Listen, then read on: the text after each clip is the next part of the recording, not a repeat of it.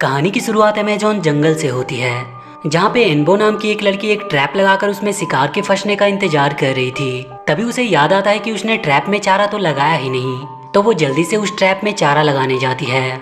उसके बाद जब वो वहाँ से वापस आने लगती है तो उसे अपने पास किसी शिकार के होने का एहसास होता है। लेकिन जब वो वहाँ पर एक बंदर को देखती है तो वहाँ से जाने लगती है और जाते हुए गलती से वो अपने ही ट्रैप में फंस जाती है। इसके बाद हम उस जंगल के कंदामू नाम के कबीले के मुखिया और उसकी बेटी जूमी को देखते हैं।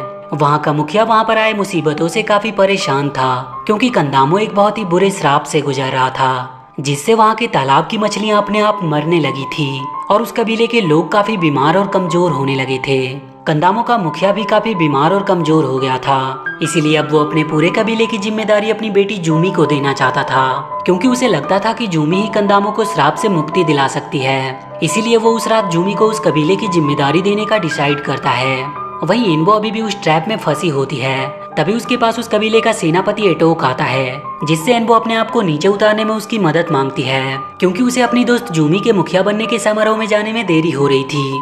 लेकिन एटोक उसे नीचे उतारने से मना कर देता है और उससे कुछ दूर एक चाकू को रखकर वो एनबो से अपनी मदद खुद करने को कहता है और वो ये कहते हुए वहाँ से चला जाता है। एनबो उस चाकू को लेने की काफी कोशिश करती है, लेकिन वो उस तक पहुंच नहीं पाती। कुछ समय बीत जाने पर एनबो के पास वाका और डिलो नाम के दो रूहानी फरिश्ते आते हैं। वो जब उन दोनों को देखती है तो उसे लगता है कि वो कोई सपना देख रही है, लेकिन जब वो दोनों एनबो को उस ट्रैप से नीचे उतारते हैं तो उसे यकीन हो जाता है कि वो दोनों सच में उसके सामने हैं। इसके बाद वो तीनों जूमी के समारोह में जाते हैं।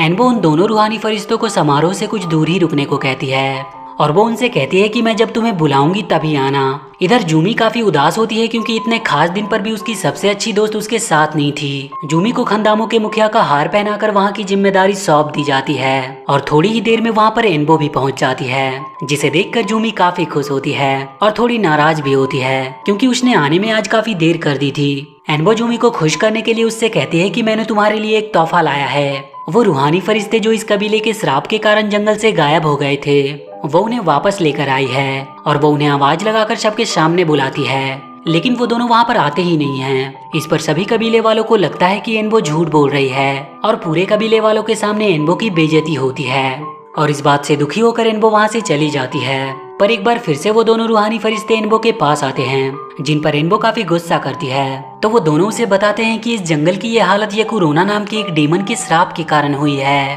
और वो इस श्राप को खत्म करने का उसे तरीका भी बताते हैं। वो बताते हैं कि इस जंगल में कहीं पे एक ऐसा पेड़ है जिसकी जड़ें इस श्राप को पूरी तरह से खत्म कर सकती है, लेकिन उन्हें ये नहीं पता कि वो पेड़ कहाँ पर है। पर वो किसी को जानते हैं जो उनकी मदद कर सकता है। वो एक विशाल कछुआ है जिसे लोग मतुलो मामा के नाम से जानते हैं। ये सब जानने के बाद एनबो जूमी के पास आती है और वो उसे वो सब कुछ बता देती है, लेकिन जूमी को एनबो की बातों पर विश्वास नहीं था और वो वहाँ की मुखिया होने के कारण उसे आदेश देती है कि वो मुतेलो कछुए को ढूंढने के लिए इस कबीले को छोड़कर कहीं जा नहीं सकती। इस बात से एनबो काफी दुखी होती है, तो उसके पास उसकी दाई माँ कानो आती है, जो उससे कहती है कि तुम एक बहुत ही खास लड़की हो, इसीलिए वो रूहानी फरिश्ते तुम्हें दिखे। इसके बाद वो एनबो को बताती है कि उसकी माँ को भी इस जंगल के रूहानी फरिश्ते दिखते थे।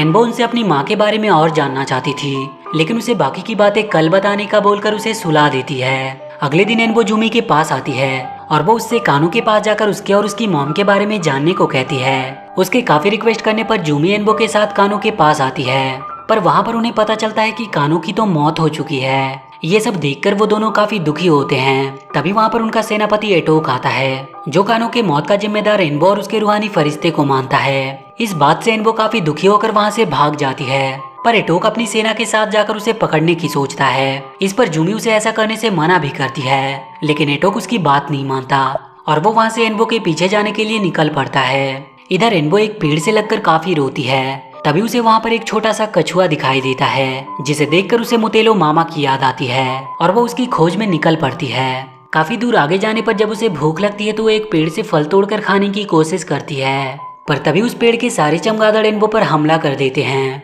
और वो उसे उड़ाकर अपने साथ ले जाने लगते हैं। पर इससे पहले कि वो चमगादड़ एनबो को कोई चोट पहुंचाते, वहाँ पर वो दोनों रूहानी फरिश्ते आकर उसे बचा लेते हैं। एनबो उन दोनों को अपनी दाई माँ की मौत की खबर सुनाकर रोने लगती है। इधर एटोक एनबो को जंगल में ढूंढ रहा होता है, तो उसे उस जंगल में एनबो की एक तीर मिलती है, जिसे देखकर वो समझ जाता है कि एनबो इसी रास्ते से आगे गई है। उधर जूमी अपने डैड को बताती है कि एटोक ने उसकी बात नहीं मानी और वो अपनी सेना को लेकर एनबो के पीछे उसे मारने गया है और इसीलिए तुम्हें किसी भी तरह से एटोक को रोकना होगा।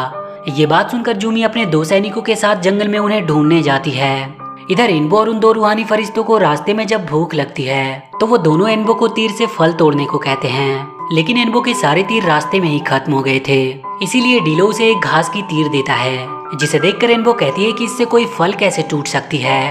तो डीलो उसी तीर से वहाँ के फल को गिरा कर दिखाता है और वो उससे कहता है कि हमें हमेशा अपने आप पर भरोसा होना चाहिए, क्योंकि भरोसे के बल पर हम किसी भी काम को बहुत आसानी से कर सकते हैं। फल खाने के बाद वो तीनों ग्रेट रिवर की ओर निकल पड़ते हैं और कुछ देर आगे बढ़ने के बाद उन्हें जंगल से निकलता हुआ धुआं दिखाई देता है और असल में वो कोई धुआं नहीं बल्कि डीमन याकुरोना होता है, जिसे देखकर वो तीनों भागने लगते हैं। वहीं एनबो देखती है कि कुछ आदमी जंगल में खुदाई कर रहे हैं जहाँ पे काफी पॉल्यूशन होता है और तभी एनबो की नजर एक आदमी पर जाती है जो कि उस डीमन याकुरोना के वश में था। और जब एनबो उस आदमी से नजरें मिलाती है तो वो भी उसके वश में होने लगती है, लेकिन तभी वाका और डीलो एनबो को लेकर वहाँ से भागने लगते हैं। वो डीमन याकुरोना उनका पीछा करता है तो वो तीनों अपनी जान बचाने के लिए एक नदी में कूद जाते हैं। थोड़ी देर बाद एनबो जब नदी में अपना मुंह धोने लगती है तो कोई पीछे से आकर उसे पकड़कर वहाँ से ले जाता है।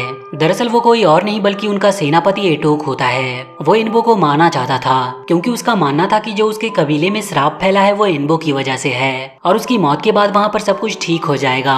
तभी वो जिस पेड़ पर होते हैं वो पेड़ हिलने लगता है, जिससे एटोक जमीन पर जा गिरता है और एनबो एक तालाब के किनारे आने पर उसे एक छोटा सा कछुआ दिखाई देता है और वो उस कछुए का पीछा करने लगती है। वो कछुआ एक गुफा के अंदर चला जाता है और वहीं पर एनबो को वो मटुलो मामा मिलते हैं। एनबो उनसे कहती है कि वो कंदामो को श्राप से मुक्त कराने वाले पेड़ की जड़ ढूंढ रही है। तो मटुलो मामा उसे बताते हैं कि वो पेड़ वहीं पर है जहाँ तुम खेलती हो और उसी पेड़ में तुम्हारी माँ की आत्मा रहती है। उस पेड़ की जड़ को तुम्हें एक चाकू से काटना होगा जो आसमानी पत्थर से बना है और ऐसा करने से जंगल का वो श्राप खत्म हो जाएगा। ये बात सुनकर एनबो उससे पूछती है कि वो आसमानी पत्थर कहाँ पर मिलेगा।